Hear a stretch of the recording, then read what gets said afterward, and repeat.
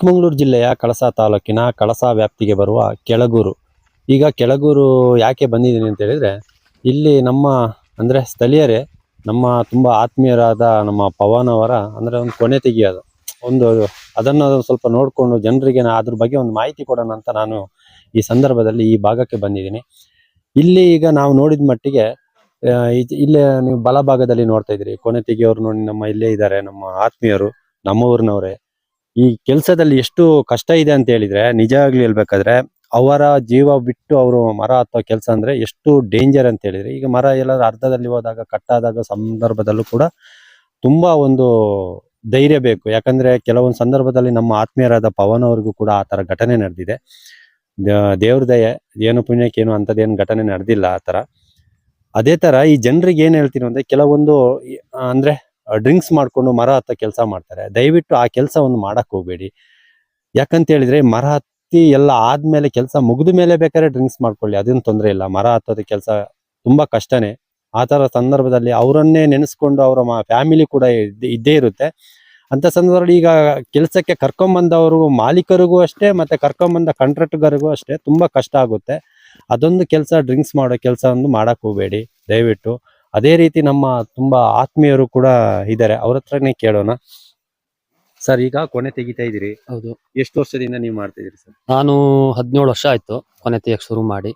ನಾನು ಕಲಿಯುವಾಗ ಸಂಬಳ 400 ರೂಪಾಯಿ ಇತ್ತು, ಕೊನೆಗೆ 1 ರೂಪಾಯಿ 1.5 ರೂಪಾಯಿ ಇತ್ತು. ಅದು ಎಷ್ಟು ಕಷ್ಟ ಸರ್? ಈಗ ಒಂದು 150-200 ಅಡಿ ಮರಗಳು ಇರ್ತವೆ, ಆ ಟೈಮಲ್ಲೆಲ್ಲ ನೀವು ಯಾವ ತರ ತೆಗಿತೀರಾ? 150 ಅಡಿ ಲಾಸ್ಟ್ ಇರುತ್ತೆ ಮರ, 200 ಅಡಿ ಎಲ್ಲ ಇರಲ್ಲ. ಅಂತ ಮರಗಳನ್ನ ನಾವು ಈ ಹಗ್ಗ ಇರುತ್ತೆ, ಈ ಹಗ್ಗ ತಗೊಂಡು ಒಂದು 2 ಮರ ದೋಟಿಲಿ ಎಳ್ಕೊಂಡು ಈ ತರ ತಗೊಂಡು ಇದನ್ನ ಕಟ್ಟಿ ಅದ್ರಲ್ಲಿ ಇದನ್ನ ಮೇಲ್ ಕಟ್ಟಿ ಕೆಳಗಡೆ ಬಂದು ಕೂರ್ತೀವಿ. ಹೊಸತೆ ಕಲಿಯೋರಿಗೆಲ್ಲ ಉದ್ದ ಮರ ಅದೇ 150 ಅಡಿ ಅಂದ್ರಲ್ಲ, ಅದ್ರಲ್ಲೆಲ್ಲ ಸ್ವಲ್ಪ ಕಷ್ಟ ಆಗುತ್ತೆ. ಸಸಿ ಮರ ಎಲ್ಲ ಸ್ವಲ್ಪ ಸುಸ್ತಾಗುತ್ತೆ ಎಳಿಯಕ್ಕೆ. ಸಸಿ ಮರದಲ್ಲಿ ಕೊನೆ ಬೇಕಿತ್ತು ಬರಲ್ಲ ನಿಮಗೆ, ದಪ್ಪ ಹಿಡ್ಪ್ ದಪ್ಪ. ಉದ್ದಿ ಮರದಲ್ಲಿ ಹಿಡ್ಪ್ ಸಣ್ಣ ಇರುತ್ತೆ, ಅದ್ರದ್ದು ಬುಡ ಕಿತ್ತು ಕೂಡ್ಲೆ ಬರುತ್ತೆ. ಸಸಿ ಮರದಲ್ಲಿ ಜಾಯಿಂಟ್ ಆಗಿರುತ್ತೆ, ಅದು ಕೀಳಕ್ ಕಷ್ಟ. ಒಂದ್ ಲೆಕ್ಕದಲ್ಲಿ ಉದ್ದ ಮರ ಅಂದ್ರೆ ಒಂದು 180 ಅಡಿ ಮರಗಳಲ್ಲಿ ಕೊನೆ ತೆಗಿಯಕ್ ಸುಲಭ, ಕಲ್ತಿದ್ರೆ ಎಕ್ಸ್ಪ್ರೆಷನ್ ಇದ್ರೆ ತೆಗಿಯಕ್ ಸುಲಭ. ಈಗ ಈಗೆಲ್ಲ ದೋಟಿಗಳೆಲ್ಲ ಬಂದಿದೆ ಸರ್. ಹೌದು. ಈಗ ನೀವು ಕೊನೆ ತೆಗಿಯೋದು ಇದು ಒಳ್ಳೇದಾ ಅಲ್ಲ ದೋಟಿಯಲ್ಲಿ ತೆಗೆಯೋದು ಒಳ್ಳೇದು? ಒಂದು ಪ್ರಕಾರ ನಮ್ಮ ಜೀವದ್ದು ಇದು ನೋಡಿದ್ರೆ ದೋಟಿ ಒಳ್ಳೇದು. ನಮ್ ಕಡೆ ಅಂದ್ರೆ ಏನು, ಈ ಕಾಫಿ ಗಿಡ, ಈಗ ಅಡಿಕೆ ಕೊನೆ ತೆಗೆದ್ರೆ ಅದಕ್ಕೆ ತಾಟ್ ಆರ್ಸ್ಲಿಕ್ಕೆ ಆಗಲ್ಲ.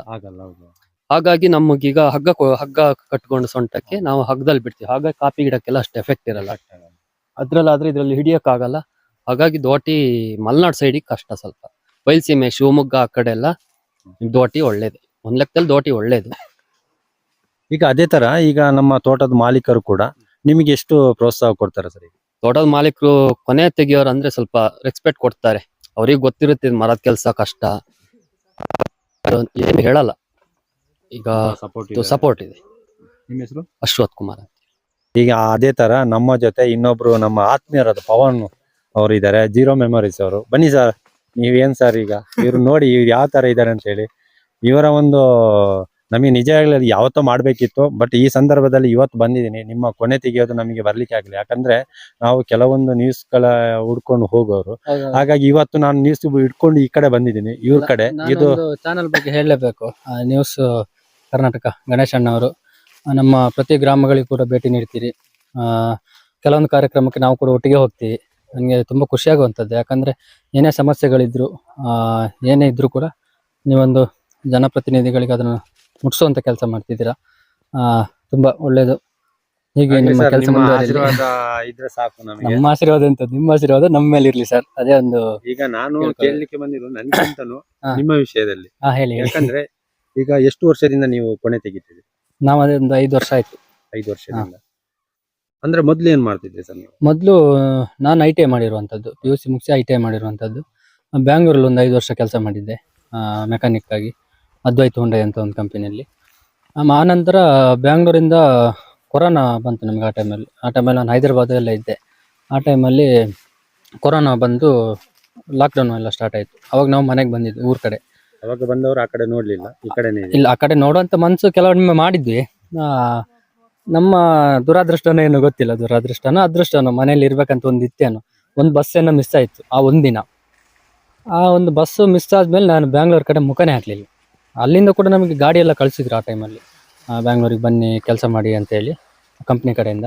ಬಟ್ ಏನ್ ಮಾಡೋದು, ಈಗ ಅಲ್ಲಿ ಇವತ್ತು ಎಷ್ಟು ಕೊಡ್ತಾ ಇದ್ರು ಸರ್ ನಿಮಗೆ ಪೇಮೆಂಟ್ ಎಲ್ಲ? ನನಗೆ ಅಲ್ಲಿ ಇದ್ದಿದ್ರೆ ಇವಾಗ ಒಂದು ನಿಯರ್ ಒಂದು 40,000 ಹತ್ರ ಸಂಬಳ ಇತ್ತು. ಈಗ ಈಗ ಇಲ್ಲಿ ನಿಮ್ಮ ಊರಲ್ಲಿ ಎಷ್ಟು ದುಡಿತಾ ಇದ್ರಿ ಸರ್? ಇದು ಅಲ್ಲಿ ತಿಂಗಳಿಗೆ 40,000 ದುಡಿತೀರಾ? ಇಲ್ಲಿ ಇಲ್ಲಿ IT ರೈಡ್ ಏನಾದ್ರು ಮಾಡ್ತೀರಾ ಹೇಗೆ? ಒಂದ್ ಸ್ವಲ್ಪ ಭಯ ಉಂಟು. ಇಲ್ಲ ಇಲ್ಲಲ್ಲ, ಯಾಕೆ ಗೊತ್ತಾ, ನಿಮ್ಮಂತ ಈಗ ಅಂದ್ರೆ ಒಂದು ಕೆಲಸ ಮಾಡೋರು ಅಂದ್ರೆ ಹೊರಗಡೆ ಕೆಲಸ ಮಾಡೋರು ನಮ್ಮ ಊರಲ್ಲೇ ಏನಾದ್ರು ಮಾಡ್ಕೋಬಹುದು ಅಂತ ನಿಮ್ಮ ಒಂದು ಆಸೆ ಇರುತ್ತಲ್ವಾ, ಅದಕ್ಕೆ ಒಂದು ಜನರಿಗೆ ಏನ್ ಹೇಳಕ್ ಇಷ್ಟಪಡ್ತೀರಾ? ಬ್ಯಾಂಗ್ಳೂರ್ ಅಂತ ಹೇಳೋದು ನಮ್ಗೆ ಬ್ಯಾಂಗ್ಳೂರ್ ಎಷ್ಟು ಒಳ್ಳೇದು ಅಷ್ಟೇ ಮಾನಸಿಕ ಇದು ಕೂಡ ಹೌದು, ಒತ್ತಡನೂ ಕೂಡ ಇರ್ತದೆ. ನಮ್ಮೂರಲ್ಲಿ ಕೆಲಸ ನಾವು ಕಲ್ತಿರೋ ಕಸವನ್ನ ಮಾಡ್ಕೊಂಡಿದ್ರೆ ಯಾವುದೇ ಕೆಲಸ ಆಗಿರ್ಬೋದು, ಕೊನೆ ಅಂತಲ್ಲ, ನೀನೊಂದು ಮೆಕ್ಯಾನಿಕ್ ಕೆಲಸ ಕಲ್ತಿದ್ರು ಅದನ್ನ ನಮ್ಮೂರಲ್ಲೇ ಮಾಡ್ಕೊಂಡಿದ್ರೆ ಓನ್ ಆಗಿ ಮಾಡ್ಬೋದು. ಅದು ಒಂದು ನಮ್ಗೆ ಖುಷಿ ತರುವಂಥದ್ದು. ಹೊರಗಡೆ ಹೋದ್ರೆ ಮಾನಸಿಕ ಒತ್ತಡಗಳು ಜಾಸ್ತಿ, ಯಾರ್ದೋ ಕೈ ಕೆಳಗಡೆ ಕೆಲಸ ಮಾಡಬೇಕು, ಆ ರೀತಿ ಸಮಸ್ಯೆಗಳಿರ್ತದೆ. ಇಲ್ಲಿ ಹಾಗೇನಿಲ್ಲ, ನೀವು ಬೆಳಿಗ್ಗೆ ಎದ್ದು ತೋಟಕ್ಕೆ ಹೋದ್ರು ಹೋಗ್ಬೋದು, ಕೆಲ್ಸಕ್ಕೆ ಹೋದ್ರು ಹೋಗ್ಬೋದು, ಮನೇಲಿ ಕೂತ್ರು ಕೂರ್ಬೋದು. ಅಂದ್ರೆ ನಾವು ಜಾಸ್ತಿ ಮನೇಲೆಲ್ಲ ಕೂರಲ್ಲ, ನಿಮಗೆ ಗೊತ್ತು. ಹೌದು. ಅದೇ ತರ ಈಗ ನೀವು ಕೊನೆ ತೆಗಿತೀರಲ್ಲ, ಕೊನೆ ತೆಗ್ದಾಗ ತುಂಬಾ ಭಯ ಇರಲ್ವಾ ನಿಮಗೆ? ಇಲ್ಲ, ಭಯ ಅಂತ ಹೇಳಿದ್ರೆ ಸ್ಟಾರ್ಟಿಂಗ್ ಕಲಿಯುವಾಗ ಒಂದ್ ಸ್ವಲ್ಪ ಇದ್ದೇ ಇರ್ತದೆ ಎಲ್ಲ ಮನುಷ್ಯರಿಗೂ. ಇವಾಗ ನಮ್ಗೆ ಅಂತ ಭಯ ಅಂತ ಏನು ಅನ್ಸಲ್ಲ. ಭಯ ಇರುತ್ತೆ ಅಂದ್ರೆ ಯಾವ್ದೇ ಕೆಲಸ ಮಾಡುವಾಗ ಮನುಷ್ಯನಿಗೆ ಒಂದು ಭಯ ಇರ್ಬೇಕು. ಜಾಸ್ತಿ ಹಮ್ಮಿದ್ರೆ ಅದು ಯಾವ್ದು ಡೇಂಜರೇ. ಭಯ ಒಂದು ಸಾಧಾರಣ ಭಯ ಅಂತ ಇದ್ದೇ ಇರುತ್ತೆ. ಪೂರಾ ಹೆದರಿಕೆ ಇದ್ರು ಈ ಕೆಲಸ ಮಾಡ್ಲಿಕ್ಕೆ ಆಗಲ್ಲ. ಈಗ ಇದು ಬಿಟ್ರೆ ಬೇರೆ ಯಾವ್ದಾದ್ರು ಕೆಲಸ ಎಲ್ಲ ಮಾಡ್ತೀರಾ? ಆ, ನಾವು ಅದೇ ನಾವು ಪ್ರೊಫೆಷನಲ್ ಆಗಿ ಮೆಕ್ಯಾನಿಕ್ ಆಗಿದ್ದವರು. ಇವಾಗ ಈ ಕೊನೆ ಕೆಲಸ ಡ್ರೈವಿಂಗ್ ಫೀಲ್ಡ್ ಅಲ್ಲಿ ಕೂಡ ಇದ್ದೀವಿ. ಮರಗಸಿ ಮಾಡ್ತೀವಿ, ಮೆಣಸು ಕೊಯ್ತೀವಿ, ಅಡಿಕೆ ಸ್ಪ್ರೇನು ಕೂಡ ನಿಮ್ಮ ಮಾಡ್ತೀವಿ. ಜೀವನದಲ್ಲಿ ಕೆಲವೊಂದು ಘಟನೆ ನಡೆದಿದೆ, ಹೌದು, ಅಂದ್ರೆ ಈ ಅಡಿಕೆ ಕೊನೆ ತೆಗೆಯದ ಸಂದರ್ಭದಲ್ಲೂ ಕೂಡ ಮರದಿಂದ ಸ್ವಲ್ಪ ಹಾ, ಹಾ. ಸ್ವಲ್ಪ ಇದಾಗಿದೆ.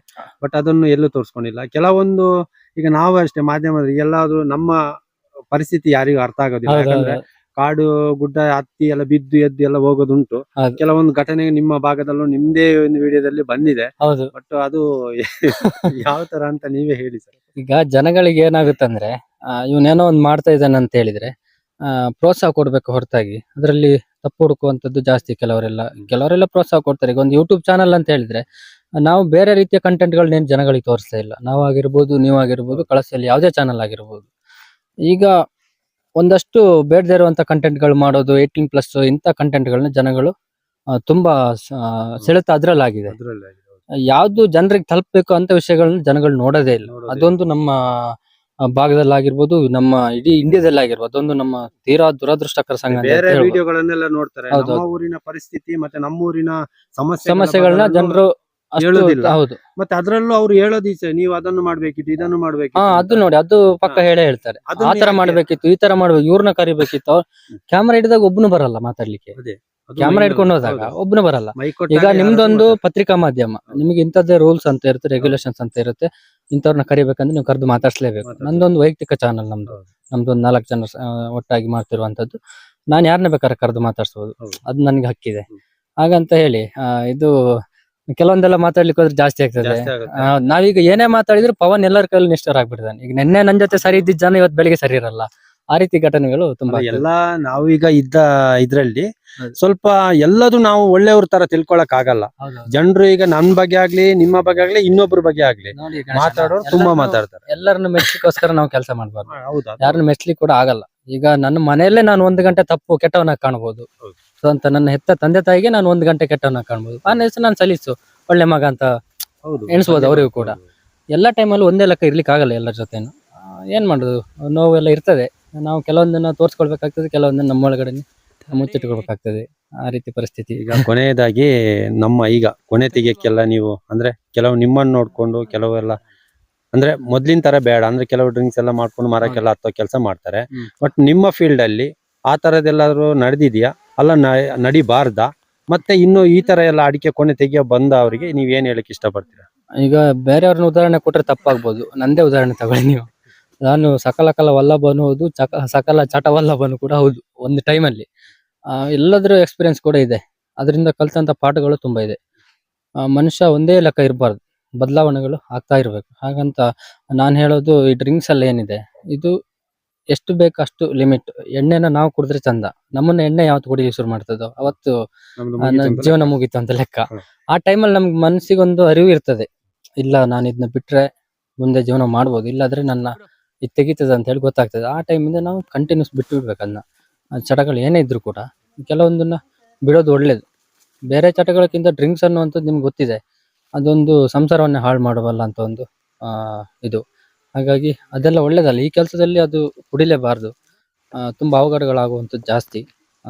ಕೆಲವು ಕಡೆ ಎಲ್ಲ ಈಗ ಏನೇ ಆದ್ರೂ ನೀವೊಂದು ಡ್ರಿಂಕ್ಸ್ ಮಾಡಿ ಮರ ಹತ್ತಿ ಕೆಲಸ ಮಾಡ್ತೀರಿ ಅಂತ ಹೇಳಿದ್ರೆ, ನೀವು ಮಾರನೇ ದಿವಸ ನಿಮಗೆ ಬಂದು ಶಿಸ್ತಾಗಿ ಬಂದು ಕೊನೆ ತೆಗ್ದು ಏನೋ ಒಂದು ಅವಘಡ ಆಯ್ತು, ಬೇರೆ ಯಾರಾದ್ರೂ ಏನ್ ಹೇಳ್ತಾರೆ ಅಂದ್ರೆ, ಇಲ್ಲ ಅವ್ನು ಕುಡ್ದೇ ಬಿದ್ದ ಅಂತ ಹೇಳ್ತಾರೆ. ಅದು ಪರಿಸ್ಥಿತಿ. ಕೊನೆ ತೆಗೆಯೋರು ಮೇನ್ ಆಗಿ ಡ್ರಿಂಕ್ಸ್ ಸ್ವಲ್ಪ ದೂರ ಇರೋದು ಒಳ್ಳೇದು. ಈಗ ಕೊನೆಯದಾಗಿ ನಮ್ಮ ನ್ಯೂಸ್ ಕರ್ನಾಟಕದ ಬಗ್ಗೆ ನಿಮ್ಮ ಅಭಿಪ್ರಾಯ ಏನು ಸರ್? ನ್ಯೂಸ್ ಕರ್ನಾಟಕ ನಮ್ಮ ಕಳಸದ ಒಂದು ಪತ್ರಿಕಾ ಮಾಧ್ಯಮ. ತುಂಬಾ ಹೆಮ್ಮೆ ಇರುವಂಥದ್ದು. ನಮ್ಮಲ್ಲೂ ಕೂಡ ಉತ್ತಮ ಒಡನಾಟ ಇರುವಂಥದ್ದು. ಜನರ ಏನೇ ಸಮಸ್ಯೆಗಳಿದ್ರು ಜನಪ್ರತಿನಿಧಿಗಳಿಗೆ ತಲುಪಿಸಿ ಕೆಲವೊಂದು ಕೆಲಸಗಳು ಕೂಡ ಆಗಿದೆ ಅದರಿಂದ.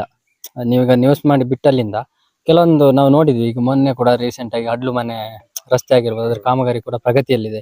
ಹಾಗಾಗಿ ಇನ್ನೂ ಕೂಡ ಯಾರು ಬಡವರಿದ್ದಾರೆ, ಬಡವರು ಬಲ್ಲಿದ ಅಂತಲ್ಲ, ಯಾರಿಗೇನೇ ಸಮಸ್ಯೆ ಇದ್ರು ಅದನ್ನ ನೀವು ತಿಳಿಸ್ಕೊಡುವಂತ ಪ್ರಯತ್ನ ಮಾಡ್ತಿದ್ದೀರಾ. ಇನ್ನು ಮುಂದೆ ಕೂಡ ನಿಮ್ಮ ಈ ಒಂದು ಕಾರ್ಯ ನಡೀತಾ ಇರಲಿ. ಎಲ್ರಿಗೂ ನಿಮ್ಮಿಂದ ಆದಷ್ಟು ಒಳ್ಳೇದಾಗ್ಲಿ ಅಂತ ಭಾವಿಸ್ತೀನಿ ನಾನು. ಇದು ನಮ್ಮ ಪ್ರವೀಣ್ ಅವರ, ನಾವು ನಮ್ಮ ಒಂದು ನ್ಯೂಸ್ ಕರ್ನಾಟಕದ ಬಗ್ಗೆ ಅವರಿಗೊಂದು ಸಣ್ಣ ಮಟ್ಟಿಗೊಂದು ಬುದ್ಧಿ ಅಂತ ಅಲ್ಲ, ಒಂದು ಮನವಿ ಅಂದ್ರೆ ಸ್ವಲ್ಪ ಹುಷಾರಾಗಿ ಎಲ್ಲರೂ ಅಷ್ಟೇ, ಕೊನೆ ತೆಗಿಯೋರಾಗ್ಲಿ ನೇಣು ಹಿಡಿಯೋರಾಗ್ಲಿ ಇಂಥ ಕೃಷಿ ಎಲ್ಲಿ ಮಾಡ್ತಾರೆ ಜನರ, ಅವರಿಗೆಲ್ಲ ನಮ್ಮೊಂದು ಕಿವಿ ಮಾತು ಅಂದ್ರೆ ಸ್ವಲ್ಪ ಜಾಗ್ರತೆಯಿಂದ ಮಾಡಿ. ಯಾಕಂದ್ರೆ ನಿಮ್ಮನ್ನೇ ನಂಬ್ಕೊಂಡು ಫ್ಯಾಮಿಲಿ ಅವರು ಕೂಡ ಇದ್ದೇ ಇರ್ತಾರೆ, ಅವ್ರ ಬಗ್ಗೆ ಗಮನ ಕೊಡಿ. ನಮಗೆ ದುಡ್ಡು ಮಾಡೋದು ದೊಡ್ಡದಲ್ಲ, ಅಂದ್ರೆ ನಮ್ಮ ಜೀವ ಮುಖ್ಯ. ಆರಾಮಲ್ಲಿ ತೆಗೀರಿ, ಸ್ವಲ್ಪ ನಿಮ್ಮ ಜೀವದ ಕಡೆನೂ ಸ್ವಲ್ಪ ಗಮನ ಕೊಡಿ ಅಂತ ಹೇಳ್ತಾ. ಅವಘಡಗಳು ಎಲ್ಲ ಕೆಲಸದಲ್ಲ ಸಂಭವಿಸ್ತದೆ. ಹೌದು, ಏನ್ ಮಾಡ್ಲಿಕ್ಕೆ ಆಗಲ್ಲ, ಎಲ್ಲ ಕೂಡ ದೇವರ ಇಚ್ಛೆ. ಹಾಗಾಗಿ ಸ್ವಲ್ಪ ನಮ್ಮ ಜಾಗ್ರತೆಯಲ್ಲಿ ನಾವಿರುವಂತದ್ದು ಒಳ್ಳೆಯದು. ಇದು ನಮ್ಮ ಇವತ್ತಿನ ಒಂದು ಅಂದ್ರೆ ನಮ್ಮ ಕೊನೆ ತೆಗೆಯುವ ಒಂದು ನಮ್ಮ ಪವನ್ ಅವರ ಬಗ್ಗೆ ಒಂದು ಸ್ಟೋರಿ ಮಾಡ್ಬೇಕು ಅಂತಾನೆ ನಾನು ತುಂಬಾ ದಿನಗಳಿಂದ ಅವ್ರ ಹತ್ರ ಒಂದು ಕೇಳ್ಕೊಂಡಿದ್ದೆ. ಬಟ್ ಎಲ್ಲಿ ಕೊನೆ ತೆಗೆಯೋದು ನಮ್ಗೆ ಸಿಗ್ಲಿಲ್ಲ. ಬಟ್ ನಾನು ನಿನ್ನೆ ತನಕ ತುಂಬಾ ಬ್ಯುಸಿ ಇದ್ದೆ. ಇವತ್ತು ಒಂದು ಸಮಯ ಇತ್ತು, ಇವತ್ತು ಮಾತ್ರ, ಇನ್ನು ನಾಳೆನ ಕಂಟಿನ್ಯೂ ಬ್ಯುಸಿ. ಹಾಗಾಗಿ ಇವತ್ತು ಬಂದು ಅವ್ರದ್ದು ತೆಕ್ಕೊಂಡು ಹೋಗೋಣ ಅಂತಾನೆ ಇವತ್ತು ಬಂದಿದ್ದೆ. ತುಂಬಾ ಸಹಕಾರ ಕೊಟ್ಟಿದ್ದಾರೆ ಕೊನೆ ತೆಗೆಯವರು. ಹಾಗಾಗಿ ಇವತ್ತು ಬಂದಿದ್ದೀನಿ. ಅದೇ ತರ ಸ್ವಲ್ಪ ಜಾಗ್ರತೆ ವಹಿಸಿ ಅಂತ ಹೇಳ್ತಾ, ನ್ಯೂಸ್ ಕರ್ನಾಟಕ, ಗಣೇಶ್ ಕಳಸ. ಸರ್, ನೀವು ಎಷ್ಟು ವರ್ಷದಿಂದ ಈ ಕೊನೆ ತೆಗೆಯ ಕೆಲಸ ಮಾಡ್ತಿದ್ದೀರಿ ಸರ್? ನಾವೊಂದು 15-16 ವರ್ಷದಿಂದ ಮಾಡ್ತಿದ್ದೀವಿ. ಹೇಗ್ ಸರ್, ಈಗ ಕೆಲವೊಂದು ಭಯ ಇರಲ್ಲ ಸರ್, ಈಗ ಒಂದು ಕೊನೆ ತೆಗಿಬೇಕಾದ್ರೆ ಕೆಲವೊಂದು ಮರ ಕಟ್ಟಾಗಿ ಬೀಳೋದೆಲ್ಲ ತುಂಬಾ ಜನ ನೋಡಿದ್ರಿ ನಮ್ಮ ಮಲೆನಾಡು ಭಾಗದಲ್ಲಿ ಆಗ್ಲಿ, ಹೊರಗಡೆ ಆಗ್ಲಿ. ಅಂತ ಸಂದರ್ಭದಲ್ಲಿ ನಿಮಗೆ ಈ ತರ ಎಲ್ಲ ಭಯ ಆಗಿಲ್ಲ? ಭಯ ಅನ್ನೋದು ಇರುತ್ತೆ, ಆದ್ರೆ ಅಕಸ್ಮಾತ್ ಸ್ವಲ್ಪ ಜಾಗೃತಿ ಇರ್ಬೇಕು ಈ ಕೆಲಸದಲ್ಲಿ. ಜಾಗೃತಿ ಇದ್ರೆ ಒಳ್ಳೇದು. ಭಯ ಅನ್ನೋದು ಒಂದ್ಸಲ ಇವನು ಒಂದ್ಸಲ ಪವನ್ ಒಂದ್ಸಲ ಇದ್ದು, ಅದು ಒಂದ್ಸಲ ಭಯ ಆಯ್ತು. ಈ ತೋಟದಲ್ಲಿ ಮತ್ತೊಬ್ರು ಬಿದ್ರು, ಅವರಿಗೆ ಅಂತೇನು ಪೆಟ್ಟಾಗಿಲ್ಲ, ಸ್ವಲ್ಪ ತಲೆ ಸ್ವಲ್ಪ ಪೆಟ್ಟಾಗಿತ್ತು, ಏನೂ ಆಗಿಲ್ಲ ದೇವ್ರ. ನಿಮ್ಮ ಒಂದು ಅವಧಿಯಲ್ಲಿ ಅಂದ್ರೆ ನೀವು ಒಂದು ಕೊನೆ ತೆಗೆಯೋ ಸಂದರ್ಭದಲ್ಲಿ ಎಷ್ಟು ಜನ ಹುಡುಗರಿಗೆ ಅಂದ್ರೆ ಯುವಕರಿಗೆಲ್ಲ ಈಗ ಕೆಲವು ನಾವು ಕಲಿತೀವಿ, ಮರ ತೆಗೆಯೋ ಕೊನೆ ತೆಗೆಯೋದು ನಾವು ಮಾಡ್ತೀವಿ, ಆ ತರ ಬಂದಾಗ ನೀವು ಎಷ್ಟು ಜನಕ್ಕೆ ಪ್ರಯತ್ನ ಕೊಟ್ಟಿದ್ರಿ? ನಾವೊಂದು 5-6 ಜನಗೆಲ್ಲ ಕಲ್ಸಿದೀವಿ. ಪವನ್ ಅವರಿಗೆ ಕಲ್ಸಿದ್ರು ನಾವೇ. ಇಲ್ಲ ಇದ್ದಾರಾ? ಹಾ, ಇದಾರೆ. ಇವನು ಪವನ್ ಹೌದು, ನಮ್ಮ ಗುರುಗಳಿವರು. ಸ್ಟಾರ್ಟಿಂಗ್ ನಾನು ಹೋಗ್ತಿದ್ನಲ್ಲ ನೇಣಿಗೆಲ್ಲ, ಇವನ್ ಜೊತೆನೆ ಹೋಗ್ತಾ ಇದ್ದಿದ್ದು. ಕೆಲವೊಂದು ಮರಕ್ಕೆಲ್ಲ ಹತ್ತಿಸ್ತಿದ್ದೆ, ಇವನು ಸ್ವಲ್ಪ ಹೊತ್ತು ಕೂರೋದು ಇದೆಲ್ಲ ಮಾಡುವಾಗ ನಾವು ಒಂದೊಂದು ಮರ ಹತ್ತಿಸ್ತಿದ್ದೆ. ಮತ್ತೆ ಧೈರ್ಯ ಹೇಳ್ತಿದ್ರು ನಮ್ಗೆ, ಯಾವ ಮರಕ್ಕೆ ಹೋದ್ರು ಅದನ್ನ ಹೀಗೆ ಕಟ್ಟಿ ತೆಗಿ. ಫಸ್ಟ್ಗೆಲ್ಲ ಸಸಿ ಮರ ಹತ್ತಿಸ್ತಿದ್ರು, ಕಲ್ತ ಮೇಲೆ ಸಸಿ ಮರ ತೆಗಿತೀನಂದ್ರೆ ಬಾಕಿ ನಮ್ ತರ ಕಲಿಯೋರು ಸುಮಾರು ಜನ ಇರ್ತಾರೆ, ಅವ್ರಿಗೆ ಬಿಟ್ಟು ಕೊಡ್ಬೇಕು. ನಾವು ಹಳೆ ಮರ ಎಲ್ಲ ನಾವು ತೆಗಿಬೇಕಾಗ್ತದೆ. ಹಾಗೆ ಈ ತರನೇ ಕಟ್ಟಿ ತೆಗಿ ಅಂತೇಳಿ ಆ ಮರದಲ್ಲಿ ಯಾವ ರೀತಿ ನಮ್ಗೆ ತೆಗಿಬೇಕು ಅನ್ನುವಂಥದ್ದೆಲ್ಲ ನಾವು ಅಡಿಗಡೆಯಿಂದ ಹೇಳ್ಕೊಡ್ತಾರೆ ಅವರು. ಮತ್ತೆ ಇಲ್ಲಿ ಹುಚ್ಚಾಟ ಮಾಡುವಂಥದ್ದು ಜಾಸ್ತಿ. ನಮ್ಮ ಕೆಲವೊಂದು ಹುಡುಗರೆಲ್ಲ ಬರ್ತಾರೆ, ಒಟ್ರಾಶಿ ಹತ್ತೋದು, ಮರಗಿರ ನೋಡುವಾಗಿಲ್ಲ, ಸೀದಾ ಹತ್ತು ಹೋಗುದು, ನಾನ್ ತೆಗಿತೀನಿ ಅಂತ ಧೈರ್ಯ ಮಾಡಿ ತೆಗೆಯೋದು. ಇದ್ರಲ್ಲಿ ಆ ಒಂದು ಹುಚ್ಚುತನ ಇರಬಾರ್ದು ಇದ್ರಲ್ಲಿ, ಈ ಕೆಲಸದಲ್ಲಿ. ಅವರು ಒಂದು ಕಲ್ತ ಹೌದೌದು, ಕಲ್ಸ್ಕೊಡ್ತಾರೆ. ಈ ತರ ಜವಾಬ್ದಾರಿಯಿಂದ ಈಗ ಇವ್ರು ಕರ್ಕೊಂಡ್ ಬಂದ ಮೇಲೆ ಇವ್ರದೇ ಜವಾಬ್ದಾರಿ, ಹೌದೌದು, ಅಷ್ಟು ಒಂದು ಜವಾಬ್ದಾರಿ ನಿಮ್ಮಲ್ಲಿ ಇರುತ್ತೆ. ನಮ್ಮಲ್ಲಿ ನೀವೀಗ ಮೊದ್ಲಿಂದ ನೀವು ಕೊನೆ ತೆಗಿತಾ ಬಂದ್ರಲ್ಲ, ಅವಾಗ ಎಷ್ಟು ಅಂದ್ರೆ ಸಂಬಳ ಕೊಡ್ತಾ ಇದ್ದೀರಿ ಸರ್ ತೋಟದಲ್ಲಿ? ನಾವು ಸ್ಟಾರ್ಟಿಂಗ್ ಒಂದು 400 ರೂಪಾಯಿಗೆ ಕೆಲಸ ಮಾಡಿದ್ವಿ ಚಿಕ್ಕವನಿರುವಾಗ. ಅಂತ ಎಕ್ಸ್ಪೆನ್ಸ್ ಏನಿರಲಿಲ್ಲ. ಮತ್ತು ಬರ್ತಾ ಬರ್ತಾ ಈ ನಮ್ಮ ಹಿರಿಯವರು ನಮ್ಮ ಅಣ್ಣವರೆಲ್ಲ ಹೀಗೆ ತೆಗಿ ಅಂತೇಳಿ ಸ್ವಲ್ಪ ಇವಾಗ 2100 ರೂಪಾಯಿ ಸಂಬಳ ಇದೆ. ನಾವು ಅದು first- ಈಗಿನ ಇದಕ್ಕೆ ಕಮ್ಮಿ ಅದು. ಅದು ಸ್ವಲ್ಪ ಕಡಿಮೆನೆ ಅನ್ಸುತ್ತೆ. ಮೊದ್ಲಿಂದಾನು ಕಮ್ಮಿ. ಹೌದು. ಅಂದ್ರೆ ಆ ಮರದ್ದು ಹತ್ತೊತ್ತಿಗೆ 100-150 ಅಡಿ ಮರ ಅಂತ ಹೇಳಿದ್ರೆ ತುಂಬಾ ಹೌದು. ಭಯನೇ ಅದು. ಯಾಕಂದ್ರೆ ಹೌದೌದು ನಿಮ್ಮ ಜೀವ ನಿಮ್ ಕೈಯಲ್ಲಿ ಇರುತ್ತೆ, ಮತ್ತೆ ನೇಣ್ ಹಿಡಿತಾರಲ್ಲ ಅವ್ರ ಕೈಯಲ್ಲೂ ಇರುತ್ತೆ. ಹೌದೌದು ಬಟ್ ಎಲ್ಲಕ್ಕಿಂತಾನು ದೇವ್ರದ ಮೇಲೆ ಹೌದು ಇರೋದು ಭಾರ. ದೇವ್ರದ್ದು ಹಾಗಾಗಿ ನಂಬಿಕೆ. ತುಂಬಾ ಒಂದು ಕಷ್ಟದ್ದೇ ಕೆಲಸ ಇದು. ಹೌದು. ಈಗ ನೀವು ಕೆಲವೊಂದು ಸಂದರ್ಭದಲ್ಲಿ ಈಗ ಅಂದ್ರೆ ಮೊದ್ಲೆಲ್ಲ ಕೊನೆ ಹಿಂಗೇನೆ ತೆಗಿತಾ ಇದ್ರು, ನೀವ್ ಹಿಂಗೆ ದೋಟಿ ಎಲ್ಲ ಹಾಕೊಂಡು ತೆಗಿತೀರಲ್ಲ ಅದೇ ತರ ಈಗೆಲ್ಲ ಒಂದು ದೋಟಿ ಉದ್ದದ ದೋಟಿ ಬಂದು ಅವರೇ ತೆಗಿತಾರೆ. ಅದು ಒಳ್ಳೇದಾ ಅಲ್ಲ ಇದು ಒಳ್ಳೇದಾ ಸರ್? ಅದು ದೋಟಿ ಅಂತ ಹೇಳಿದ್ರೆ ನಮ್ಮ ಇದ್ರಲ್ಲಿ ದೋಟಿ ಆಗಲ್ಲ. ಯಾಕಂತ ಹೇಳಿದ್ರೆ ನೋಡಿ, ಇಲ್ಲಿ ಕಾಫಿ ಗಿಡ ಇದೆ, ಎಳೆದ ತಕ್ಷಣ ಕಾಫಿ ಗಿಡ ಹಾಳಾಗುತ್ತೆ. ಮಲ್ನಾಡ್ ಮಲೆನಾಡು ಭಾಗದಲ್ಲಿ ದೋಟಿ ಸ್ವಲ್ಪ ಕಷ್ಟ. ಅಂದ್ರೆ ಆಗ್ತದೆ. ಈ ಬಯಲ್ಸೀಮೆ ಕಡೆಗೆಲ್ಲ ಈ ಸಣ್ಣ ಸಣ್ಣ ಸಸಿ ಮರ ಅಂದ್ರೆ ಒಂದು ಲೆವೆಲ್ ಮರ level ಇರ್ತದೆ. ಮಾಡ್ಕೊಳ್ಳೋದು. ಅದ್ರಲ್ಲೆಲ್ಲ ನೀವು ಕಾಫಿ ಗಿಡ ಇಲ್ಲ ಅಂದ್ರೆ ಆರಾಮಲ್ಲಿ ಕೊಯ್ಕೊಂಡು ಹೋಗ್ಬೋದು. ನಿಮ್ಗೆ ಅದ್ರಲ್ಲೂ ಈ- ಸ್ವಲ್ಪ ನೋವೆಲ್ಲ ಇದೆ ಅಂದ್ರೆ ಈಗ ನೋಡ್ತಾನೆ ಇರ್ಬೇಕು ಅದ್ರಲ್ಲಿ. ನೋಡ್ತಾನೆ ಇರ್ಬೇಕು, ತುಂಬಾ ಮತ್ತೆ ಅದಕ್ಕೆ height. ಅಡಿಕೆಗೆ ಪೆಟ್ಟು. ಪೇಟ್ ಆಗುತ್ತೆ. ತೊಂಡೆಗೆ ಚೂರು ತೊಂಡೆಗೆ ಕಟ್ಟಿದ್ದಾಗಿದ್ರೆ ತೊಂಡೆ ಮರ ಸತ್ತೋಗ್ಬಿಡ್ತವೆ, ಇಲ್ಲ ಕಡಿ ಆಗ್ತವೆ, ಮುರಿದೋಗ್ತವೆ ಮರಗಳು. ಹಾಗೆ ನಮಗೆ ಅದರಿಂದ ಎಫೆಕ್ಟ್ ಅಂತ ಏನಿಲ್ಲ. ನಾವೇನ್ ಇಲ್ಲಿ ಲೋಕಲ್ ತೋಟಗಳೆಲ್ಲ ಹೋಗ್ತೀವಿ. ನಮ್ಗೆ ಇದುವರೆಗೆ ನಾವು ವಹಿಸ್ಕೊಂಡ ತೋಟಗಳು ನಾವೇ ತೆಗಿತಿದೀವಿ ಹೊರತಾಗಿ ಆ ದೋಟಿ ಗೀಟಿ ಅಂತವ್ರನ್ನೆಲ್ಲ ಕರ್ಸಿಲ್ಲ ಅವರು. ನಮ್ಮ ಮೇಲೆ ಒಂದು ನಂಬಿಕೆ ಅವರಿಗೆ. ಇಂಥ ಟೈಮಿಗೆ ಬಂದು ತಕೊಳ್ತಾರೆ ಅಂತ ಹೇಳಿದ್ರೆ ನಾವು ಹೋಗಿ ತೆಗ್ದು ಅಡಿಕೆ ಎಲ್ಲ ಕೊಡ್ತೀವಿ. ಆ ಔಷಧಿ ಒಂದು ಸ್ಪ್ರೇ ಆಗಿರ್ಬೋದು, ಕೊನೆ ಆಗಿರ್ಬೋದು, ಎಲ್ಲೂ ಕೂಡ ಡಿಲೇ ಮಾಡಿಲ್ಲ ಯಾರಿಗೂ ಕೂಡ. ನಮ್ಮ ಊರಲ್ಲಿ ಆಗಿರ್ಬೋದು, ಹೊರಗಿನ ಊರಿಂದನೂ ನಮ್ಮ ಕಾಂಟ್ಯಾಕ್ಟ್ ಇದೆ, ಎಲ್ಲೂ ನಾವು ಡಿಲೇ ಮಾಡಿಲ್ಲ. ಅವ್ರ ಟೈಮಿಗೆ ಹೋಗಿ ತಕ್ಕೊಟ್ಟಿದ್ದೀವಿ. ಈಗ ಕೊನೆಯದಾಗಿ ಸರ್, ಈಗ ಈ ದೋಟಿಯಲ್ಲಿ ಹಿಂಗೆ ಎಳೆಯೋದು ಒಳ್ಳೇದಾ ಅಲ್ಲ ಈ ತರ ಒಳ್ಳೇದಾ? ಅಂದ್ರೆ ಕೃಷಿಕರಿಗೆ ಯಾವ ತರ ನೀವು? ಕೃಷಿಕರಿಗೆ ನನ್ನ ಪ್ರಕಾರ ಈ ದೋಟಿಯಲ್ಲಿ ಎಳೆಯೋದೇ ಒಳ್ಳೇದು ಅನ್ಸುತ್ತೆ. ಒಳ್ಳೇದೇ ಅನ್ಸುತ್ತೆ. ಅಂದ್ರೆ ಇದ್ರಲ್ಲಿ ಸ್ವಲ್ಪ ಡೇಂಜರ್ಗಳು ಜಾಸ್ತಿ, ಹಾಗಾಗಿ ಏನೂ ಮಾಡೋಕ್ಕಾಗಲ್ಲ. ಹಿಂಗೆ ತೋಟಗಳೆಲ್ಲ ದೋಟಿಲೇ ತೆಗಿಸ್ಬೇಕಾಗುತ್ತೆ, ಇಲ್ಲಾಂದ್ರೆ ಕಾಫಿ ಎಲ್ಲ ಹಾಳಾಗೋದು, ಗೋಣಿ ಎಲ್ಲ ಹಾರಿಸ್ಲಿಕ್ಕಾಗಲ್ಲ, ಜಾಸ್ತಿ ಅಡಿಕೆ ಉದುರೋದು. ಪೂರ್ಣೇಶ್ ಸರ್, ಈಗ ನೀವು ಅಷ್ಟೇ ಎಷ್ಟು ವರ್ಷದಿಂದ ಅಡಿಕೆ ಎಲ್ಲ ಹಾಕಿದ್ರಿ? ನಾನು ಅದೇ 16-17 ವರ್ಷ ಆಗ್ತಾ ಬಂತು ಅದೇ ಅವಾಗಿಂದ. ತರ ಈಗ 150-180 ಅಡಿ ಮರಗಳಿರ್ತವೆ, ಹಳೆ ಮರಗಳು ಕೆಲವೊಂದು ತೋಟದಲ್ಲಿ. ಹಾ. ಆ ಸಂದರ್ಭದಲ್ಲಿ ಆ ಮರಕ್ಕೆ ಹತ್ತೋತಿಗೆ ಭಯ ಆಗಲ್ಲ ಸರ್? ಈಗ ಕೆಳಗಡೆ ನೋಡೋದು, ಮೇಲ್ಗಡೆ ಭಯ ಆಗುತ್ತೆ, ಆಗಲ್ಲ ಅಂತಿಲ್ಲ. ನಮ್ ಧೈರ್ಯ ಇರ್ಬೇಕು. ನಾವು ಈ ಮರ ಹತ್ತಿದ್ರೆ ನಾವು ತೆಗಿತೀವಿ ಅನ್ನೋ ಒಂದು ಧೈರ್ಯ ಇದ್ರೆ ನೀವು ಯಾವ ಕೆಲಸ ಬೇಕಾದ್ರೂ, ನಿಮ್ ಧೈರ್ಯ ಮುಖ್ಯ. ಯಾವ ಮರ ಇರ್ಲಿ ಏನಿರ್ಲಿ, ನಾವು ತೆಗಿತೀವಿ ಅನ್ನೋದೊಂದು ಧೈರ್ಯ ಇದ್ರೆ ಅದು ತೆಗಿತೀವಿ. ಮನೇಲಿ ಬೈತಾರೆ, ಬೇಡ ಈ ಕೆಲಸ ಎಲ್ಲ ಮಾಡಬೇಡಿ ನೀವು ಅಂತೇಳಿ, ಆದ್ರೂ ನಮಗೊಂದು ಅದ್ರದ್ದು ಆ ಕೆಲಸ ಮಾಡಿ ಇದಾಗಿರುತ್ತೆ, ತೆಗಿತೀವಿ.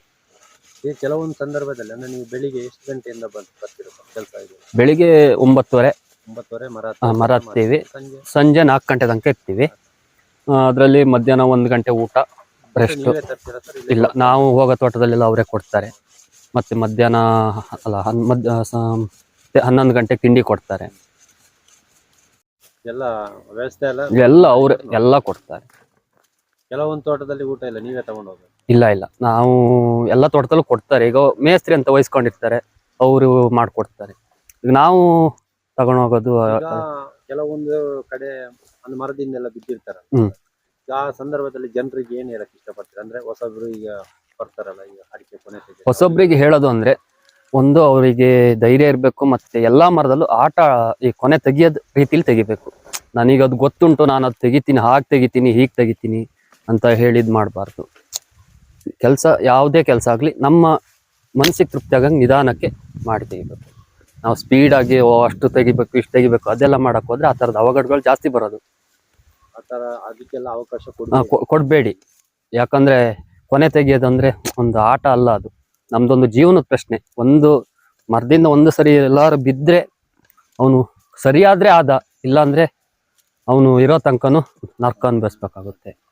ಯಾರೇ ಆಗ್ಲಿ ಅಡಿಕೆ ಮರ ಕೊನೆ ತೆಗಿಯೋದು ಯಾವುದೇ ಕೆಲಸ ಸ್ವಲ್ಪ ಜಾಗ್ರತೆಯಿಂದ ಮಾಡ್ಬೇಕು. ನನ್ನ ಹೆಸರು ಅಶ್ವಥ್ ಕುಮಾರ್ ಅಂತ ಹೇಳಿ. ನೀವು ಈಗ ಕೊನೆ ತೆಗಿತಾರಲ್ಲ, ಅವಾಗ ನೇಣ್ ಹಿಡಿಯಕ್ಕೆ ಅಂತ ನೀವು ಒಂದು ಕೆಲಸ ಮಾಡ್ಕೊಳ್ಳಿ. ಎಷ್ಟು ಹೌದು. ವರ್ಷದಿಂದ ನೀವು ನೇಣ್ ಹಿಡಿತೀರಿ? ಅಂದ್ರೆ ನಾನು ಕಾಲೇಜಿಗೆ ಹೋಗೋ ಟೈಮಲ್ಲೂ ಮಧ್ಯದಲ್ಲಿ ರಜಾ ಇದ್ದಾಗ ಅವಾಗ ಬರ್ತಾ ಇದ್ದೆ, ಡಿಗ್ರಿ ಹೋಗೋ ಟೈಮಲ್ಲಿ. ಅದಾದ್ಮೇಲೆ ಡಿಗ್ರಿ ಕಂಪ್ಲೀಟ್ ಆಯ್ತು. ಬೇರೆ ಟೈಮ್ ಮನೇಲಿ ಕೆಲಸ ಮಾಡ್ತೀವಿ. ಈಗ ಇದೆ ನೇಣ್ ಹಿಡಿಲಿಕ್ಕೆ ಬರ್ತೀವಿ. ಒಂದು 4 ವರ್ಷ ಆಯ್ತು. 4 ವರ್ಷದಿಂದ. ಸರ್, ಈಗ ಕೊನೆ ತೆಗಿಯೋತ್ತಿಗೆ ಆ ಸಂದರ್ಭದಲ್ಲಿ ಈಗ ಕೊನೆ ಅಂದ್ರೆ ಸಿಕ್ಕಾಪಟ್ಟೆ ವೆಯ್ಟ್ ಇರುತ್ತೆ ಕೊನೆ. ಹಾ. ಆ ಟೈಮ್ ಅಲ್ಲಿ ಅವರು ಬಿಟ್ಟಾಗ ಹಾ. ನೀವು ಯಾವ ತರ ಬ್ಯಾಲೆನ್ಸ್ ಇರುತ್ತೆ ಸರ್? ಬ್ಯಾಲೆನ್ಸ್ ಅಂದ್ರೆ ಅದು ಇರುತ್ತೆ. ಅಂದ್ರೆ ಸ್ವಲ್ಪ ಸ್ಟ್ರೆಂತ್ ಬೇಕಾಗುತ್ತೆ. ಮತ್ತೆ ಕೆಲವೊಂದ್ ಕಡೆ ಜಾಗ ಎಲ್ಲ ಸ್ವಲ್ಪ ಇಳಿಜಾರಲ್ಲಿದ್ದ ಸ್ವಲ್ಪ ಕಷ್ಟ ಆಗುತ್ತೆ. ಮತ್ತೆ ಬೇರೆ ಟೈಮಲ್ಲಿ ಹಿಡಿಬಹುದು, ಅದೊಂದು ಟ್ರಿಕ್ಸ್ ಅಲ್ಲಿ ಹಿಡಿದ್ರೆ ಆಯ್ತು. ಅಂದ್ರೆ ನಿಮ್ ಕೈಯಲ್ಲಿ ಬ್ಯಾಲೆನ್ಸ್ ಇರ್ಬೇಕು. ಒಂದೇ ಸಲ ಬಿಟ್ಟಾಗ ಅವ್ರಿಗೂ ಎಫೆಕ್ಟ್. ಹೌದು, ಅಂದ್ರೆ ಅವರು ಸೊಂಟದಲ್ಲಿ ಹಗ್ಗ ಕಟ್ಟಿರ್ತಾರೆ. ಬಾರಿ ಸಡನ್ ಇದ್ ಮಾಡಿದಾಗ ಸೊಂಟಕ್ಕೂ ಪೆಟ್ಟಾಗುತ್ತೆ. ಅದು ಎರಡು ಜಾಗ್ರತೆ ಮಾಡ್ಕೊಳ್ಬೇಕು. ನಾವು ಬೀಳಬಾರ್ದು, ಅವರಿಗೂ ಪೆಟ್ಟಾಗಬಾರ್ದು, ಆ ರೀತಿ. ಈಗ ಹೊಸಬ್ರು ಕೆಲವರೆಲ್ಲ ಬರ್ತಾರಲ್ಲ, ಅವಾಗೆಲ್ಲ ಅವರಿಗೆ ಹಾ ಹೌದು, ಈಗ ಕೆಲವರೆಲ್ಲ ಒಂದು 2-3 ಜನ ಈ ವರ್ಷದಿಂದ ನೆನೆ ಹಿಡಿಲಿಕ್ಕೆ ಬಂದಿದ್ದಾರೆ. ಅಂದ್ರೆ ಅವ್ರಿಗೆ ಸ್ವಲ್ಪ ಹೇಳ್ಕೊಡ್ಬೇಕು. ಫಸ್ಟ್ ಒಂದು 2 ದಿನ ಕಷ್ಟ ಆಗುತ್ತೆ, ಮತ್ತೆ ಅದು ಅಭ್ಯಾಸ ಆಗ್ತಾ ಹೋಗುತ್ತೆ. ಈಗ ಮರ ಹತ್ತೋದು ಕೆಲವರು ಹಿರಿಯವರೆಲ್ಲ ಇರ್ತಾರೆ, ಅಂದ್ರೆ ಹಳಬ್ರು ಕೆಲವರು ಇರ್ತಾರೆ, ಅಂದ್ರೆ ಎಣ್ಣೆ ಹಾಕೊಂಡೆಲ್ಲ ಮರ ಹತ್ತೋ ಕೆಲಸ ಮಾಡ್ತಾರೆ. ಹೌದು, ಅಂದ್ರೆ ಮರ ಹತ್ತೋತ್ತಿಗೆ ಆತರ ಎಣ್ಣೆ ಡ್ರಿಂಕ್ಸ್ ಮಾಡ್ಕೊಂಡು ಹತ್ತಿದ್ರೆ ಸ್ವಲ್ಪ ಧೈರ್ಯ ಬರುತ್ತೆ ಅಂತಾನೆ ಹೇಳ್ತಾರೆ. ಆದ್ರೂ ಒಂದಂದ್ರೆ ಹಿಂದೆ ಕೆಲವರೆಲ್ಲ ಆತರ ಅಭ್ಯಾಸ ಇಟ್ಕೊಂಡಿದ್ರು.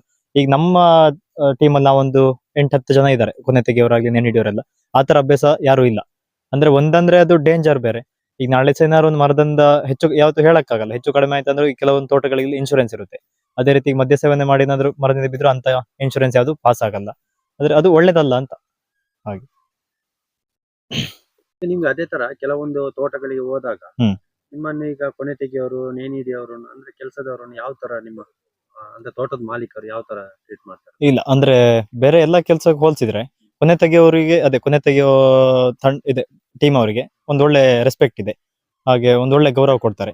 ಅಂದ್ರೆ ಕಷ್ಟದ ಕೆಲಸ ಅಲ್ಲ, ಮರದ ಮೇಲೆ ಮಾಡುವಂತ ಕೆಲಸ. ಹಾಗಾಗಿ ಅಂದ್ರೆ ಮೊದ್ಲೆಲ್ಲ ಈ ಕೊನೆ ಅಲ್ಲಂತ ತೆಗಿತಾ ಇದ್ರು, ಅಂದ್ರೆ ಮರ ಕತ್ತಿ ತೆಗಿತಾರೆ. ಈಗೆಲ್ಲ ದೋಟಿ ಎಲ್ಲ ಈಗ ಬಂದು ಕಾರ್ಬನ್ ದೋಟಿ. ಕೆಲವರಿಗೆ ಸ್ವಲ್ಪ ಕಷ್ಟ ಆಗಿದೆ. ಅಂದ್ರೆ ಒಂದಂದ್ರೆ ಇದನ್ನೇ ನಂಬ್ಕೊಂಡು ಕೆಲಸ ಮಾಡುವಂತವ್ರಿಗೆ ಸ್ವಲ್ಪ ಎಫೆಕ್ಟ್ ಆಗಿದೆ. ಒಂದು ಅಂದ್ರೆ ಉದ್ದೇಶ ಒಳ್ಳೇದೇ ಇದೆ, ಯಾಕಂದ್ರೆ ಮುಂದಿನ ದಿನಗಳಲ್ಲಿ ಮರ ಹತ್ತಿ ತೆಗೆಯುವಂತ ಕೆಲಸಗಳು ಈಗ ಪ್ರತಿಯೊಂದು ಕೃಷಿ ವಿಚಾರಗಳಿಗೂ ಯಂತ್ರಗಳು ಬಂದಿದೆ. ಅಂದ್ರೆ ಅದೇ ರೀತಿ ಇದಕ್ಕೊಂದು ಅನ್ವೇಷಣೆ ಮಾಡಿದ್ದಾರೆ. ಆದ್ರೆ ನಮ್ಮ ಭಾಗದಲ್ಲಿ ಈ ಕಾಫಿ ತೋಟ ಇಳಿಜಾರು ಇರುವುದರಿಂದ ಸ್ವಲ್ಪ ಕಷ್ಟ. ಬಯಲುಸೀಮೆ ಪ್ರದೇಶದಲ್ಲಿ ನೀವು ಶಿವಮೊಗ್ಗ ಸೈಡ್ ಎಲ್ಲ ನೋಡಿದಿರಲ್ಲ, ಅದೆಲ್ಲ ಲೆವೆಲ್ ಜಾಗ ಇರುತ್ತೆ, ಕಾಫಿ ಏನು ಇರಲ್ಲ, ಸುಲಭವಾಗಿ ತೆಗಿಬಹುದು. ಅದು ಒಂದು. ಒಂದು ಅಂದ್ರೆ ಇತ್ತೀಚಿನ ದಿನಗಳಲ್ಲಿ ಮೀಡಿಯಾ ಅಂತ ಅಂದ್ರೆ ಪ್ರತಿಭೆ ಇರುವಂತವ್ರು, ಸಾಧನೆ ಮಾಡಿದಂತವ್ರು, ಅವ್ರ ಹತ್ರ ಮಾತ್ರ ಇಂಟರ್ವ್ಯೂ ತಗೊಂಡು ಅವ್ರನ್ನೇ ಪ್ರಚಾರ ಮಾಡುವಂತದ್ದು ಒಂದು ಭಾಗದಲ್ಲಿ ನಡೀತಿದೆ. ಆದ್ರೆ ನಿಮ್ಮ ಚಾನಲ್ ನಿಂದ ಈಗ ಒಂದು ಕೃಷಿ ಆಗ್ಲಿ, ಒಂದು ಕೂಲಿ ಕೆಲಸ ಮಾಡುವಂತವ್ರಾಗ್ಲಿ, ಅದನ್ನೆಲ್ಲ ಗುರುತಿಸಿ ನೀವೊಂದು ಅವರಿಗೆ ಒಂದು ವೇದಿಕೆ ಕಲ್ಪಿಸ್ತಾ ಇದ್ದೀರಿ. ಅದೊಂದು ನಿಮ್ ತಂಡಕ್ಕೆ ನಾವು ಧನ್ಯವಾದನ ಹೇಳ್ತೀವಿ. ಭರತ್ ಅಂತ.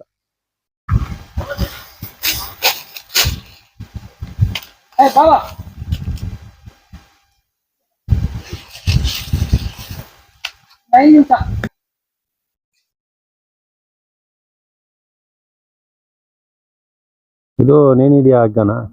ಇದು ನೇಣಿನ ಹಗ್ಗ. ಇದು ಇನ್ನೊಂದು ಇದು ನಮ್ದು ಗುದಿ ಅಂತ ಹೇಳ್ತಾರಲ್ಲ. ಇದು ಮರಕ್ಕೆ ಹಾಕೊಂಡು ಹೋಗೋತಿಗೆ ತೋಪ್ರ ಎಲ್ಲ ಬರುತ್ತಲ್ಲ, ಕಾಫಿ ತೋಪ್ರ ಜಾರಲ್ಲ ಅಂತ, ಜಾರಬಾರ್ದು ಅಂತ. ಜಾರಬಾರ್ದು ಮತ್ತೆ ಇದು ಹಾಕಿದ್ರೆ ನಮ್ಗೆ ಈಗ ಹಾಕಿ ಮರ ಕೂತ್ರೆ ಗ್ರಿಪ್ ನಮ್ಗೆ. ಇದು ಮತ್ತೆ ನೋಡಿ, ಇದು ಎಂತ ಹೇಳ್ತಾರೆ ಇದಕ್ಕೆ? ನಮ್ಮ ಕೊಟ್ಟೆಮಣ್ಣೆ ಅಂತೀವಿ. ಬೇರೆ ಬೇರೆ ಊರಲ್ಲಿ ಬೇರೆ ಬೇರೆ ತರ ಹೇಳ್ತಾರೆ. ನಮ್ ಕಡೆ ಕೊಟ್ಟೆಮಣ್ಣೆ ಅಂತ ಹೇಳ್ತೀವಿ. ಇದು ಭಯಂಕರ, ಇವೆರಡು ನಮ್ಗೆ ಬಾರಿ ಗ್ರಿಪ್ ಮರಕ್ಕೆ ಹೋಗ್ಲಿಕ್ಕೆ. ಇವೆರಡು ಇಲ್ಲದೆ ಸಾಧ್ಯ ಇಲ್ಲ. ಒಂದು ಮರಕ್ಕೆಲ್ಲ ಹತ್ತಿ ಇಳಿಬಹುದು ಹಂಗೆ ಬರೀ ಕಾಲಲ್ಲಿ. ಇದೆರಡು ಇಲ್ಲ ಅಂದ್ರೆ ನಮ್ಗೆ ಮತ್ತೆ ಸುಮಾರು ಮರ ಎಲ್ಲ ಹತ್ಲಿಕ್ಕೆ ಆಗಲ್ಲ. ದಾಟ್ಬೇಕಾದ್ರೂ ಅಷ್ಟೇ, ತುಂಬಾ ಗ್ರಿಪ್ ಇದೆ. ಖಾಲಿ ತೋಪರ ಕಟ್ಟಿದ್ರೆ ನಮಗೆ 3 ದಿನಕ್ಕೊಂದು ಬೇಕಿದು ಗುದಿ. ಈ ರಬ್ಬರ್ ಎಲ್ಲ ಸುತ್ತಿದ್ರೆ ಉಂಟಲ್ಲ, ನಮಗೆ ಇದು 1 ವರ್ಷ ತೆಗಿಬೋದಿದ್ರೆ. 1 ವರ್ಷ ತೆಗಿಬೋದು ಈ ತರ ಸುತ್ತಿದ್ರೆ ಮಾತ್ರ. ಮತ್ತೆ ನೀವು ಇದು ಚೇಂಜ್ ಮಾಡ್ತಾ ಇರ್ಬೇಕು, ಒಳ್ಳೇದು. ಇಲ್ಲಾಂದ್ರೆ ನಮ್ದು ಇಲ್ಲಿ ಕಾಲಿದೆಯಲ್ಲ, ಇದು ಕಪ್ಪಾಗುತ್ತೆ ನೀವು ಒಂದೇ ಯೂಸ್ ಮಾಡಿದ್ರೆ. ಒಂದೇ ಚೀಲನ 1 ವರ್ಷ. ಈಗ ಅದು ಸಂಜೆ ಟೈಮಲ್ಲೆಲ್ಲ ಅಡಿಕೆ ಎಲ್ಲ ತೆಗೆದು ಅಂದ್ರೆ ಅದು ತಲೆ ಅಂತ ಹೇಳ್ತೇವೆ ನಾವು, ಗುದಿ ಅಂತ ನಾವು ಕೆಲವು ತಲೆ ಅಂತ ಹೇಳ್ತೀವಿ. ಆತರ ಅದಕ್ಕೆ ಈಗ ಅದೆಲ್ಲ ಕಾಲಿಗೆ ಸಿಕ್ಕಾಕೊಂಡು ಸಂಜೆ ಹೊತ್ತಿಗೆ ನೋವು ಬರಲ್ವ? ಇಲ್ಲ ಇಲ್ಲ, ಇದು ಅಭ್ಯಾಸ ಆಗಿ ಹೋಗಿದಲ್ಲ ನಮಗೆ, ಹಾಗಾಗಿ ಏನ್ ನೋವೇನು ಗೊತ್ತಾಗಲ್ಲ. ಸ್ಟಾರ್ಟಿಂಗ್ ನಿಮ್ಗೆ ಫಸ್ಟ್ ಕೊನೆ ತೆಗಿಯೋರಾದ್ರೆ, ಮತ್ತೆ ವರ್ಷದ ಫಸ್ಟಿಗೆ ಏನು ಕೊನೆ ತೆಗಿತೀವಿ ನಾವು, ಅವತ್ತು 2 ದಿವಸ ಮಾತ್ರ ನಮ್ಗೆ ಮೇಕೆ ನೋವು ಅಲ್ಲಿ ಇರ್ತದೆ. ಆಮೇಲೆ ಸೆಟ್ ಆದ್ರೆ ಗೊತ್ತೇ ಆಗಲ್ಲ, ಮಾಮೂಲಿ ನಾರ್ಮಲ್ ಕೆಲಸ ಅಂತ ಅನ್ಸುತ್ತೆ. ಮತ್ತೆ ನಮಗೆ ಕೆಲಸ ಮಾಡಿದ್ರೆ ಇರೋಕ್ಕೂ ಆಗಲ್ಲ.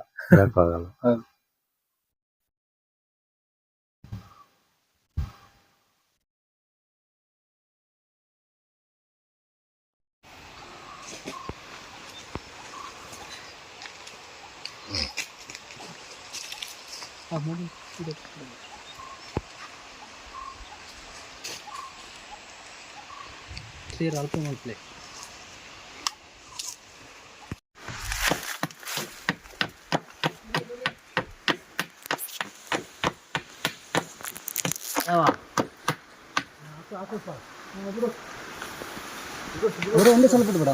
ಇಲ್ಲಿ ನೋಡ್ರಿ, ಬಿಡ್ಬೇಡ.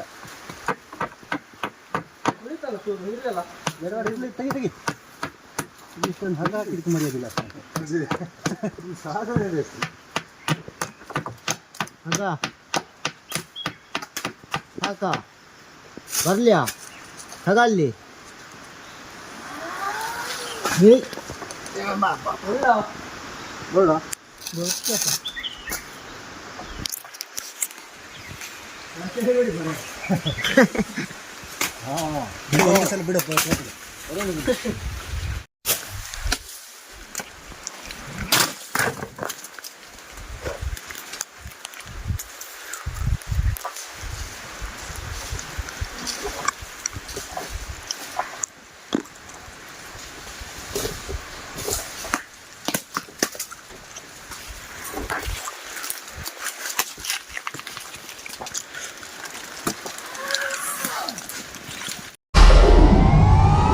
ವಿಡಿಯೋ ನೋಡಿದ್ದಕ್ಕೆ ಧನ್ಯವಾದಗಳು. ಮುಂದಿನ ವಿಡಿಯೋದಲ್ಲಿ ಸಿಗೋಣ. ಕ್ಷಣ ಕ್ಷಣದ ಸುದ್ದಿಗಾಗಿ ವೀಕ್ಷಿಸಿ ನ್ಯೂಸ್ ಕರ್ನಾಟಕ, ಸದಾ ನಿಮ್ಮ ಜೊತೆ.